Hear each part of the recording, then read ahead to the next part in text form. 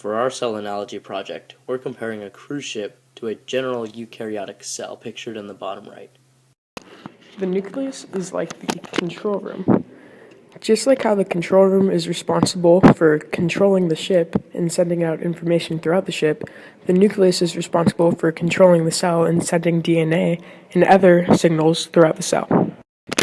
The cell wall is very similar to the bow of the ship. Just like the bow of the ship is responsible for keeping anything dangerous like large waves or icebergs out of the ship, the cell wall is needed to keep the same types of dangers out of the cell. The cell membrane and the hull of the ship are very similar, because unlike the bow of the ship and the cell wall, the cell membrane and the hull are semi-permeable.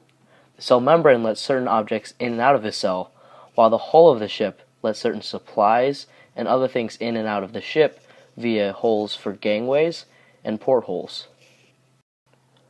Chloroplasts are a lot like the solar panels on top of ships, because like the chloroplasts take energy from the sun and convert it into glucose, which is then used for energy for the cell. Solar panels also take energy from the sun and convert it into energy that can be used all throughout the ship.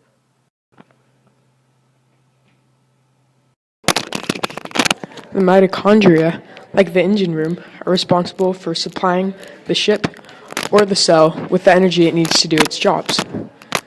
The mitochondria get the energy they need from the food that we eat, while the engine room gets the energy, the chemical energy, from the gasoline that it consumes. Lysosomes are like the incinerators used on cruise ships, because lysosomes are organelles which contain digestive enzymes which break down dying cell parts or unnecessary items inside the cell, just as an incinerator has things put into it that are broken or unusable by the cell. Vacuoles are a lot like the storage rooms on cruise ships, because like many vacuoles have a large vacuole inside of it, cruise ships also have very large storage rooms. These storage rooms are used to hold food, water, and other supplies, just as vacuoles are often liquid-filled and hold things such as nutrients that the cell can use.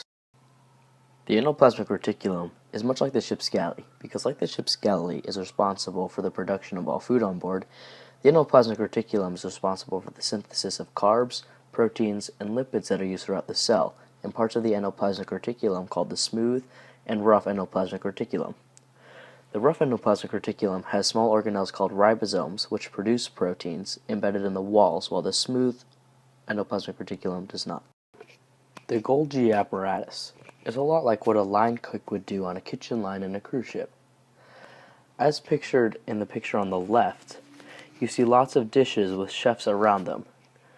The line cooks are responsible for making sure that every piece of food that leaves the kitchen is looking just the way it should be, just as the Golgi apparatus is responsible for the final packaging and quality control of everything that leaves the endoplasmic reticulum going throughout the cell.